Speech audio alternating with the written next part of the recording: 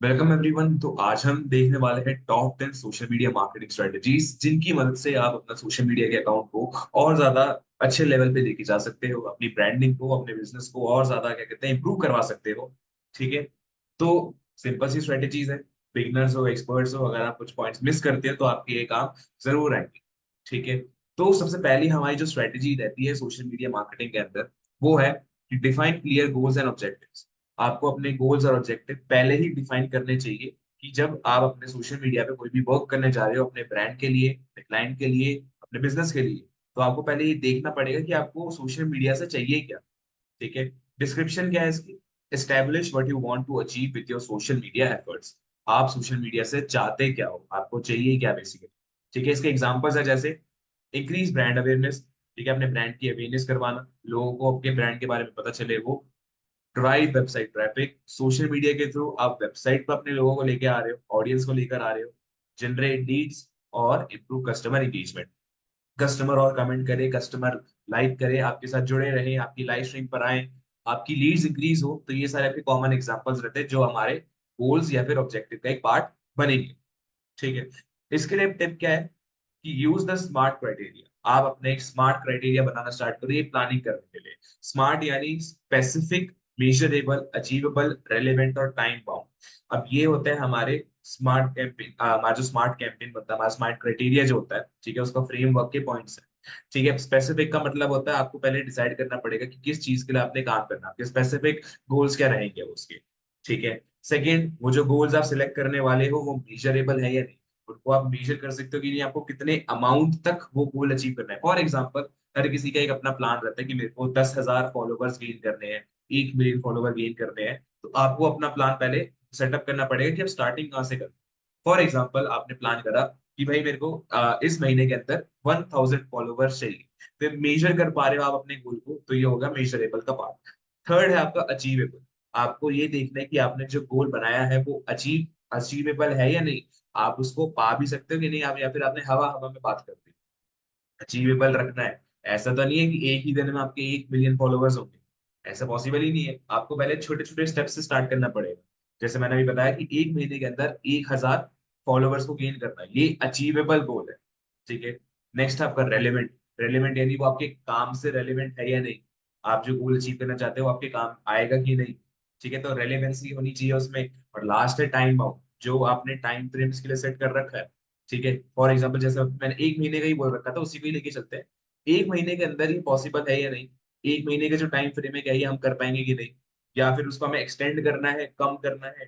Time से जुड़ा रहेगा तो बेसिकली होता क्या है, हमारे दिमाग में एक प्लान बन जाता है कि मेरे को इस गोल को डेडलाइन आने से पहले अचीव करना होगा। ठीक है। तो ये हमारे क्या कहते हैं स्मार्ट क्राइटेरिया रहता है। Specific goals, measurable goals, achievable goals, relevant goals और टाइम बाउंड गोल्स सेटअप करने के। ठीक है। तो ये हमारे अलग अलग क्या कहते हैं गोल सेटअप करने के लिए ऑप्शन। सेकंड है हमारा, second step, know your audience. ठीक है। नो योर ऑडियंस का मतलब क्या है? Understand who your target audience is and what they are interested in. आपको ये समझना पड़ेगा कि ऑडियंस क्या बनकर आएगी। ठीक है। स्टूडेंट्स की है, यूनिवर्सिटी स्टूडेंट्स की, कॉलेज स्टूडेंट्स की है। ठीक है। अडल्ट मेल्स की है, अडल्ट फीमेल्स की है, सीनियर सिटीजन की है। किन की ऑडियंस है आपकी, वो आपको पहले डिसाइड करना होगा अपने प्रोडक्ट के हिसाब से, अपनी सर्विस के हिसाब से। अब हमारा जो डिजिटल प्राइस का इंस्टीट्यूट है, वहां पर मोस्टली क्या कहते हैं स्टूडेंट्स आएंगे। ठीक है। स्टूडेंट्स आएंगे और जिनको अपने बिजनेस के ऊपर ग्रोथ चाहिए, जिनको अपनी बिजनेस की ग्रोथ करवानी है, मेजरली ये लोग आते हैं हमारी ऑडियंस बन के। ठीक है। तो मेरे को इनको केटर करवाना है पहले, बाकी ऊपर जाने से पहले मैं इनको केटर करवाऊंगा। मेथड्स क्या क्या हो सकते हैं आपके इसके लिए? ऑडियंस इंसाइट टूल्स यूज करना। फॉर एग्जांपल, मान लेते हैं आपके पास मेटा बिजनेस सूट है। ठीक है। आप मेटा बिजनेस सूट को यूज कर सकते हो अपने फेसबुक, अपने इंस्टाग्राम की जो ऑडियंस आपके पास आ रही है कि उनमें से कितने मेल है, कितने फीमेल्स हैं। ठीक है। कितने एज गैप है उनका, उनका बिहेवियर कैसा है आपके कंटेंट के साथ। ठीक है। उनके मेन इंटरेस्टिंग टॉपिक्स कौन से हैं। ठीक है। सर्वेस को आप कंडक्ट करवा सकते हो, अपनी ऑडियंस के साथ सर्वे करवा सकते हो, पोल्स करवा सकते हो, ये जानने के लिए उनके दिमाग में क्या चलता है और मेजोरिटी वाली ऑडियंस आपके पास कौन सी है। Analyse demographics and psychographics. आप उनके बिहेवियर को, उनके साइकोग्राफिक्स को, डेमोग्राफिक्स यानी उनके इंटरेस्ट को, इनको आपको स्टडी करना पड़ेगा। तभी जाके आप उनको जो कंटेंट उन्हें चाहिए, जो कंटेंट के लिए वो क्या कहते हैं उम्मीद लगा के बैठे हुए हैं, वो कंटेंट उनको तभी दिखेगा। ठीक है। लास्ट है हमारा थर्ड, टिप्स। टिप्स में आएगा हमारा create detailed buyer persona to guide your content and engagement strategy. अब बायर पर्सोना क्या होता है कि जो आपका बायर है उसकी पूरी कैरेक्टरिस्टिक्स सारी आपको पता होनी चाहिए। ठीक है, एक पर्सोना बना दो उसका। आपको पता है कि वो बायर जो आएगा, जो पर्सन आपकी पोस्ट पर आएगा, किस टाइप का पर्सन रहेगा, उसका इंटरेस्ट क्या है, एज क्या है, कौन से जेंडर से है, ठीक है, उसका मतलब बेसिक क्या इन्फोग्राफिक्स है, डेमोग्राफिक्स है, ये चीज आपको पता उसकी होनी चाहिए। ठीक है, और अगर आपको ये पता होगा तभी जाके आप उसको अपने कंटेंट के पास या फिर जो भी आपका मेन गोल है वहां पर उसको नेविगेट इजिली कर पाओगे। थर्ड स्ट्रेटेजी है आपकी, choose the right platform. Platform आपको वो सिलेक्ट करना पड़ेगा जो आपकी ऑडियंस और आपकी गोल से मैच कर पाएंगी। Focus on the social media platforms that best match your audience and business goals. ठीक है, अब इंस्टाग्राम की हम बात करते हैं। इंस्टाग्राम पे सबसे ज्यादा क्या कहते हैं आपको यूथ देखने को मिलेगी। ठीक है, यूथ सारी वहीं पर है, जितने भी स्टूडेंट्स हैं, जितने भी मिडिल एज लोग हैं, सारे वहीं पर है। ठीक है, और वहां पे बेसिकली क्या कहते हैं, जो जितने भी ऑडियंस है सारी क्या कहते हैं, मेजरली मेजरली कहा जाएगा, मेजरली जो है वो सारे मिडिल क्लास वाले ही हैं, जिनको डे टू डे नीड्स वाली चीजें बहुत ज्यादा क्या कहते हैं पसंद आती है। Day to day daily basis पे जो चीजें लगती हैं, कॉमनली जो चीजें मिलती रहती हैं, या फिर कुछ ऐसी चीजें जो उनकी क्या कहते हैं बजट के अंदर आ जाए। ठीक है, अब मान लेते हैं आपके पास एक ऐसा प्रोडक्ट है जो आप उनको बेचना चाहते हो। ठीक है, उनको बेचना चाहते हो और वो क्या कहते हैं अफोर्डेबल भी है। तब आपके पास क्या कहते हैं लीड्स आने के चांसेस बढ़ते जाएंगे। ठीक है, बस आपको क्या करना है, तरीका अलग रखना पड़ेगा, तरीका यूनिक रखना पड़ेगा, इंगेजिंग रखना पड़ेगा।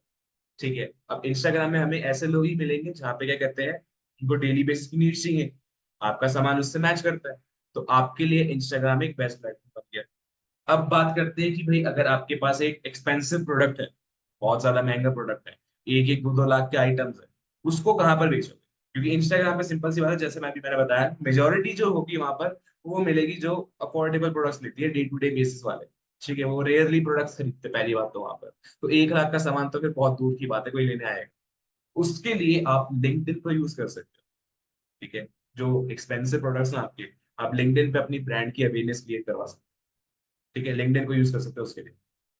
एग्जाम्पल जैसे यहाँ पे आ चुका है, Instagram for visual visual content, LinkedIn for B2B marketing and TikTok for younger demographics. ठीक है, टिकटॉक तो चलो बैन हो चुका है, पर टिकटॉक का एक छोटा सा एग्जांपल है कि वर्ल्ड में अभी भी करंटली उसकी बहुत ज्यादा डिमांड है। ठीक है, बहुत ज्यादा अच्छा खासा अभी भी वो चल रहा है। ठीक है, दूसरी कंट्रीज में अगर इंटरनेशनल मार्केटिंग करनी है या फिर आप बाहर कहीं पे रहते हो, तो वहां पे बहुत ज्यादा ये इम्पैक्टफुल है जितनी भी यंगर जनरेशन है उनके लिए। इंस्टाग्राम विजुअल कंटेंट के लिए आपको रील्स डालनी है, पोस्ट डालनी है। ठीक है, अपने प्रोडक्ट के बारे में एक अवेयरनेस क्रिएट करवानी है, उसकी छवि लोगों के दिमाग में डलवानी है। जो डे टू डे बेसिस के प्रोडक्ट्स होते हैं उनको शो करवाना है, तो उसके लिए वो बेटर है। लिंक्डइन यूज करा जाता है B2B मार्केटिंग के लिए, जो नॉर्मली लोग नहीं खरीदते, जो बिजनेस लेते हैं, बिजनेस टू बिजनेस परचेजिंग के लिए जो रहता है। ठीक है, या फिर जो एक्सपेंसिव प्रोडक्ट्स होते हैं उनके लिए क्या कहते हैं लिंक्डइन बेस्ट है। टिप क्या है इसके लिए? Don't spread yourself too thin. ठीक है, don't spread yourself too thin. It's better to be strong on a few platforms than weak on many. आपको अपने आप को हर जगह पे ऐसे ही नहीं बिठा देना कि भाई मेरा इंस्टाग्राम पे नहीं चल रहा मैं लिंक्डइन पे आ जाता हूँ, लिंक्डइन नहीं चल रहा मैं टिकटॉक पे आ गया, टिकटॉक नहीं चल रहा मैं स्नैपचैट पे आ गया, स्नैपचैट नहीं हो रहा तो मैं क्या कहते हैं फेसबुक के ऊपर आ गया। ऐसे नहीं आपको स्प्रेड आउट होते जाना। पहले आपको एक अपना पर्टिकुलर प्लेटफॉर्म सिलेक्ट करना पड़ेगा, वहां पे आप अपनी एक स्ट्रेंथ बनानी स्टार्ट करो, अपनी पोजीशन बनानी स्टार्ट करो। पोजीशन बनने लगी, आप कॉन्फिडेंट हो कि मेरे लिए ये सफिशिएंट है, देन उसके बाद आप अपने प्लेटफॉर्म को चेंज करने की कोशिश करो अपने एक्सपेंशन के लिए।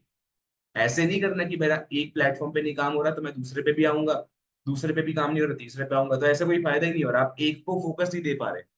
ठीक है, आप एक को भी फोकस नहीं दे पा रहे प्रॉपरली, तो एक को पहले फोकस दो, देन उसके बाद दूसरे प्लेटफॉर्म पे जाने के लिए ट्राई करो। ठीक है, नेक्स्ट स्टेप है हमारे ये रहे, फोर्थ है हमारा step, develop a content strategy. अब एक कंटेंट की स्ट्रेटेजी आपको रेडी करनी पड़ेगी, आपका कंटेंट जो है वो किस टाइप का बनेगा वो आपको पहले डिसाइड करना पड़ेगा। ठीक है, उसकी डिस्क्रिप्शन क्या रहेगी? डिस्क्रिप्शन है हमारी, plan and create content that resonates with your audience and aligns with your goal. एक ऐसा कंटेंट बनाना जिसकी क्वालिटी अच्छी है, ऑडियंस के लिए रिलेटेड है, ठीक है, और आपकी गोल्स को भी वो मैच करता हो। ठीक है, बोरिंग कंटेंट नहीं लगेगा हमें, क्या कहते हैं अच्छा सा कंटेंट चाहिए, प्रिसाइज हो, कंसाइज हो, काफी रहता हो। ठीक है, कंटेंट टाइप्स क्या क्या हो सकता है आपके? ब्लॉग पोस्ट डालना, वीडियोस डालने यानी रील्स बना देना, इन्फोग्राफिक्स यानी स्टैटिस्टिक्स या टेबल्स वगैरह दिखा देना। यूजर जनरेटेड कंटेंट जो लोगों ने बना रखे होते हैं कंटेंट, जैसे आर्ट वगैरह हो गई, ठीक है, स्टोरीज हो गई, स्टोरीज आप पोस्ट कर सकते हो। लाइव स्ट्रीम्स हो गई, आप लाइव जा सकते हो अपनी ऑडियंस से इंटरेक्ट करने के लिए, ठीक है। टिप क्या दी गई है कि use a content calendar to schedule post consistently and ensure a mix of content types. एक कंटेंट कैलेंडर आप बना सकते हो अपनी पोस्ट को शेड्यूल करने के लिए, ठीक है। कैलेंडर को रेडी करना बहुत ज्यादा इजी चीज है। करना क्या है, कैलेंडर आप रेडी कर सकते हो और उसमें शेड्यूल कर सकते हो कि आपको कौन सी पोस्ट कब बनानी है, कौन सी पोस्ट कब रेडी करनी है। ये मैंने अपने कंटेंट मार्केटिंग टूल्स के अंदर की जो वीडियो थी उसमें बता रखा है कि कंटेंट कैलेंडर है, उसको आप यूज कर सकते हो प्रॉपरली इन प्रोसेस के लिए, ठीक है। फिफ्थ स्टेप है हमारा एंगेज विद योर ऑडियंस, ठीक है। एंगेज विद योर ऑडियंस यानी interact with your followers by responding to comments, messages and mention. उनसे बात करने की कोशिश करो। उनसे जब बात करोगे अपनी ऑडियंस से, आपकी जो जितने भी आपके पास व्यूअर्स आ रहे हैं, ऑडियंस आ रही है, उससे जब तक आप इंटरेक्ट नहीं करोगे तब तक वो आपके साथ अटैच नहीं होंगे। और अगर वो आपके साथ अटैच नहीं होंगे तो आपके साथ वो लॉयल नहीं रहेंगे, चले जाएंगे फिर। जितना इंटरेक्ट करोगे तो ऑडियंस को भी उतना क्या कहते हैं रीअश्योरेंस मिलती है कि ये सामने वाला जो पर्सन है, ये जो कंटेंट क्रिएटर है, ये हमारे बारे में सोचता है, हमको थोड़े भाव मिलते भी हैं, ठीक है। अगर आप उनको इग्नोर करोगे तो वो भी आपको इग्नोर करके चले जाएंगे। मेथड्स हैं इसके लिए जिससे आप अपनी एंगेजमेंट बढ़वा सकते हो अपनी खुद की। Host Q&A sessions, question and answer session कर सकते हैं जिसमें आपकी ऑडियंस आपसे क्वेश्चन पूछेगी और आप उसके आंसर्स देते जाओगे। ये लाइव में होता है, जनरली लाइव में आप करवा सकते हो। पोल्स करवा सकते हो, ठीक है, ऑप्शंस वगैरह देना, पोल्स देना, सर्वे करवाना। इनकरेज यूजर जनरेटेड कंटेंट, जो उन्होंने कोई कंटेंट बना रखा हो तो उसको आप शेयर करवाना, उसको और ज्यादा इंकरेज करना कि वो और कंटेंट पोस्ट करते जाए अपने लिए, आपके लिए मतलब, ठीक है। इसके लिए टिप रहेगी, be authentic and timely in your responses to build a loyal community. Authentic रहो, ओरिजिनल रहो, किसी का कॉपी पेस्ट काम मत करो, ठीक है। और टाइमली रहो। ऐसा ना हो कि आपने एक आपको मेंशन आई है, आपसे एक क्वेश्चन पूछ रहा है, आप उसका आंसर दे रहे हो 2 या 3 4 5 दिन बाद, ठीक है, या फिर 1 महीने बाद दे रहे हो। ऐसे नहीं करना है। जब भी आपको फ्री टाइम मिले अपनी ऑडियंस के साथ आप इंटरेक्ट करने की पूरी कोशिश करो, उनको इग्नोर नहीं करना है, ठीक है। नेक्स्ट स्टेप है आपका यूज हैशटैग स्ट्रेटेजिकली। अपने हैशटैग्स को अच्छे से यूज करना है। ऐसा नहीं है कि आपको हैशटैग मिले सारे आपने कॉपी पेस्ट करके चिपका दिए। प्रॉपरली हैशटैग यूज करने हैं। Incorporate relevant hashtag to increase the discoverability of your content. अपने कंटेंट को लोगों के पास भेजने के लिए आपको रेलेवेंट हैशटैग यूज करने पड़ेंगे, ठीक है। अब जैसे एसईओ के अंदर हम कीवर्ड्स यूज करते हैं, रेलेवेंट कीवर्ड्स होते हैं वो सारे। हैशटैग्स भी आपको अपनी पोस्ट के अकॉर्डिंग, उसकी रेलेवेंसी के अकॉर्डिंग यूज करने पड़ेंगे, ताकि आपकी पोस्ट की एक कैटेगरी सेट हो जाए, ठीक है, कि वो इस टाइप का पोस्ट है तो मेरे को इसी टाइप की ऑडियंस के पास उस पोस्ट को लेके जाना चाहिए, ठीक है। ऐसे ही नहीं कि कोई भी ट्रेंडिंग हैशटैग है उसको उठा के लगा दिया। आपको रेलेवेंट हैशटैग ढूंढ के यूज करने हैं, ठीक है। नीचे है research popular and trending hashtag in your industry and use a mix of broad and niche tag, ठीक है। अब पॉपुलर और ट्रेंडिंग हैशटैग से ज्यादा हमें ध्यान भी देना है कि चीज का हमारे जो नीश के अकॉर्डिंग जो हमारे टैग्स होंगे, वो ब्रॉड टैग्स होंगे, उन सब के ऊपर भी फोकस देना है। सिर्फ और सिर्फ पॉपुलर ट्रेंडिंग मत भरना। मैं दोबारा बता रहा हूँ आपको, पॉपुलर और ट्रेंडिंग हैशटैग भरने से कुछ होता नहीं है। उससे बस होगा कि आप बस एक समुद्र की एक बूंद बन के रह जाओगे, क्योंकि आपने अपनी कोई नीश डिफाइन नहीं करी उसमें। हैशटैग जब आप डालते हो तो पॉपुलर और ट्रेंडिंग हैशटैग डालो, कोई दिक्कत नहीं उसमें, पर उसके अंदर अपनी नीश को डिफाइन करने वाले आपके रेलिवेंट हैशटैग भी डलवाने हैं। रेलिवेंट यानी जो आप काम करते हो, जैसे डिजिटल मार्केटिंग का हमारा इंस्टीट्यूट है तो हम digital marketing, SEO, SMM institute और डिजिटल मार्केटिंग ऐसे करके हमारे हैशटैग रहेंगे, ठीक है। रेलिवेंट होंगे, ऑफ टॉपिक नहीं जाना। भले ही वो पॉपुलर हो, भले ही वो ट्रेंडिंग हो, पर वो रेलिवेंट एटलीस्ट होने चाहिए। इन योर इंडस्ट्री तभी तो लिखता है ना यहाँ पे, ठीक है। तो आपको अपनी इंडस्ट्री, आपकी जो फील्ड है उसके हिसाब से देखना आपको पड़ेगा। नेक्स्ट स्टेप्स पे आते हैं हम अपने। नेक्स्ट स्टेप है हमारे पास सेवंथ, लीवरेज इन्फ्लुएंसर पार्टनरशिप, ठीक है। अब इन्फ्लुएंसर पार्टनरशिप यानी इन्फ्लुएंसर के साथ कोलैब करने का ट्राई करो। डिस्क्रिप्शन है इसकी, collaborate with influencers who can help amplify your brand message. आपके ब्रांड के मैसेज को अपनी ऑडियंस के साथ शेयर करने के लिए कोलैबोरेटर्स के साथ जुड़ो, इन्फ्लुएंसर्स के साथ जुड़ो, उनके साथ क्या कहते हैं कंटेंट बनाओ, उनके साथ रील बनाओ। इससे होगा क्या, दोनों की ऑडियंस एक दूसरे को क्या कहते हैं ब्रांड ब्रांड वैल्यू प्रोवाइड करके देगी। आपकी ऑडियंस इन्फ्लुएंसर के लिए, इन्फ्लुएंसर की जो ऑडियंस है वो आपके लिए, तो एक साथ क्या कहते हैं वो शेयर होता जाता है और दोनों का इसमें फायदा होता है। या तो आप बार्टर सिस्टम कर सकते हो, यानी आपने एक कमोडिटी दी, उसने इन्फ्लुएंसर ने आपको एक कमोडिटी पकड़ाई। कमोडिटी इन द सेंस की आपने उसको क्या कहते हैं लाइक्स और फॉलोअर्स देने का वादा करा, या फिर अपना कोई गिफ्ट या कोई सर्विस देने का वादा करा, और इन्फ्लुएंसर ने आपके साथ एक वीडियो में कोलैब कर दिया। ये हो गया बार्टर सिस्टम जो नॉर्मली चलता रहता है। मेजरली जो इन्फ्लुएंसर मिलेंगे वो होंगे पेड वाले। उनको आपको पे करना पड़ेगा, हायर करना पड़ेगा कंटेंट रेडी करने के लिए, रील रेडी करने के लिए। ठीक है, तो इसमें क्या कहते हैं खर्चा बहुत आता है। तो ये आपके ऊपर है कि अगर आपका एक बजट स्ट्रांग है, बजट आपका अच्छा है, तो आप इन्फ्लुएंसर के साथ जरूर कोलैब करें। ठीक है, मेथड क्या क्या हो सकते हैं कोलैबोरेशन की? Sponsor post. ठीक है, एक स्पॉन्सर करी गई पोस्ट है, यानी आपने अपने प्रोडक्ट को उस इन्फ्लुएंसर को दे दिया, वो इन्फ्लुएंसर उस प्रोडक्ट को स्पॉन्सर करेगा फिर आगे चल के। आपने यूट्यूब पे बहुत देख रखा होगा कि यूट्यूब पे जो वीडियोस आती है वो कहते रहते हैं कि this video is sponsored by. तो वही रहता है हमारे स्पॉन्सर्ड पोस्ट वाला पॉइंट। प्रोडक्ट रिव्यूज, आपका कोई प्रोडक्ट है, उसका रिव्यू किसी इन्फ्लुएंसर ने कर दिया।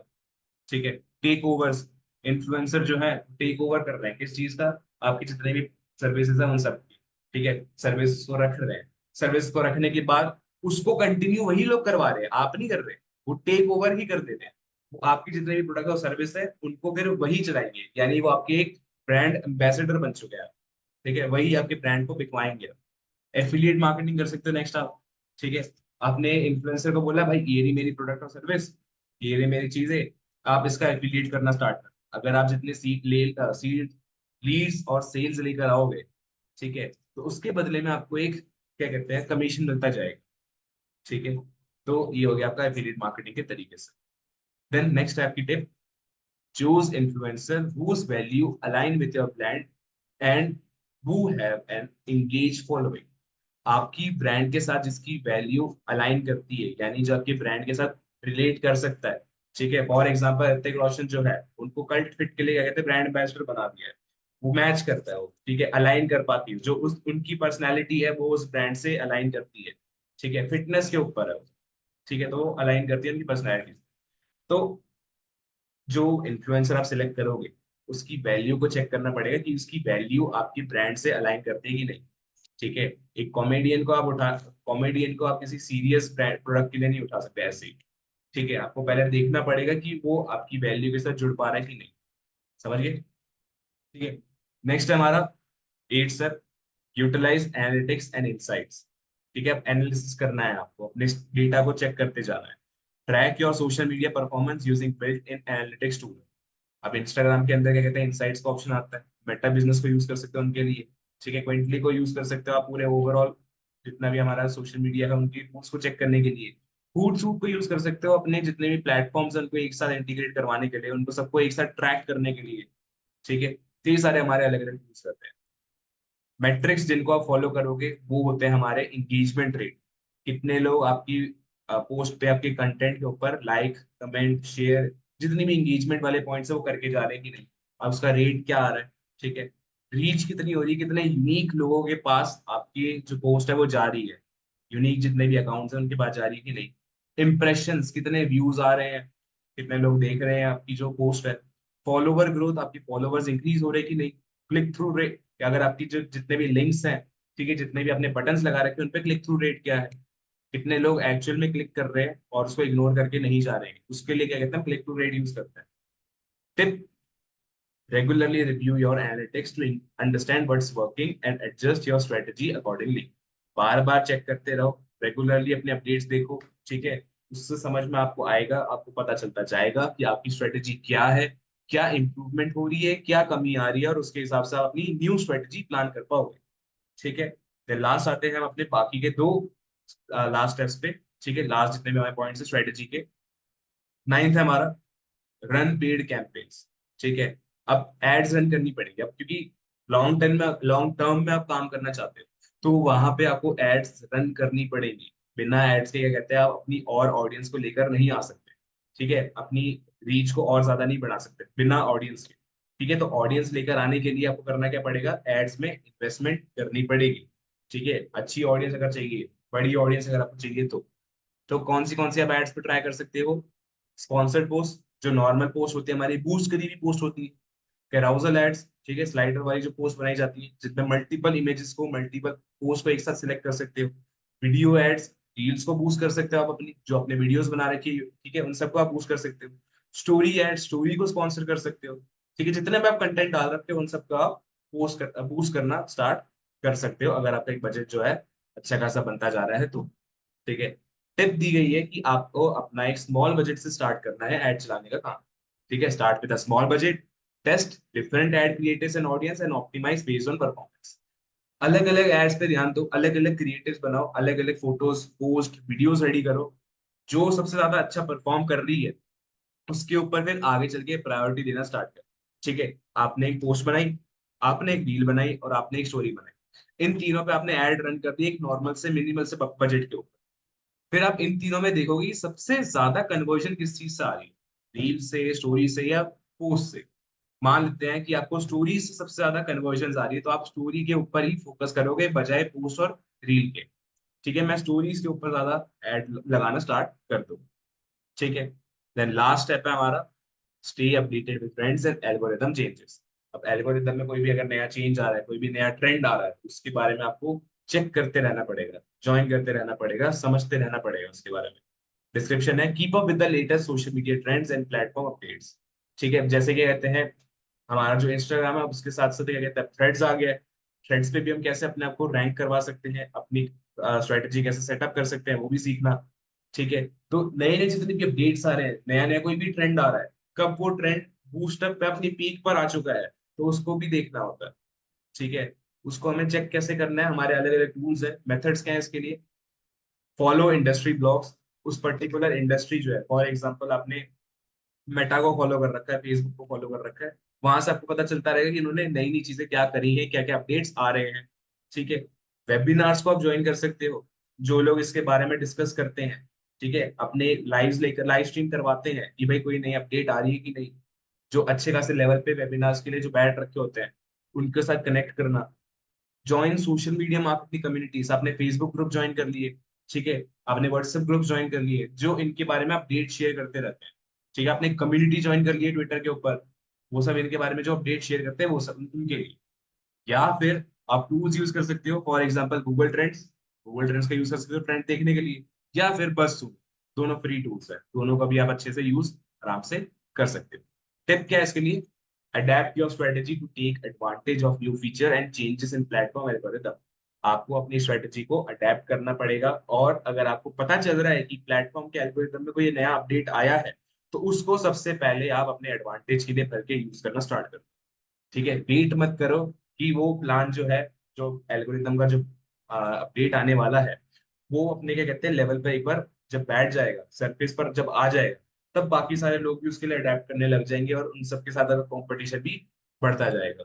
तो अगर आपको पता चल रहा है कि एल्गोरिदम धीरे धीरे आ रहा है, तो अपने प्लान को उस एल्गोरिदम के हिसाब से ढालना स्टार्ट कर दो, ताकि जैसे ही एल्गोरिदम आया वैसे ही आपका क्या कहते हैं स्टार्टिंग में ही काम सेट होना स्टार्ट हो जाए, और आप सबसे ऊपर क्या कहते हो टॉप पे बैठना लग जाओगे।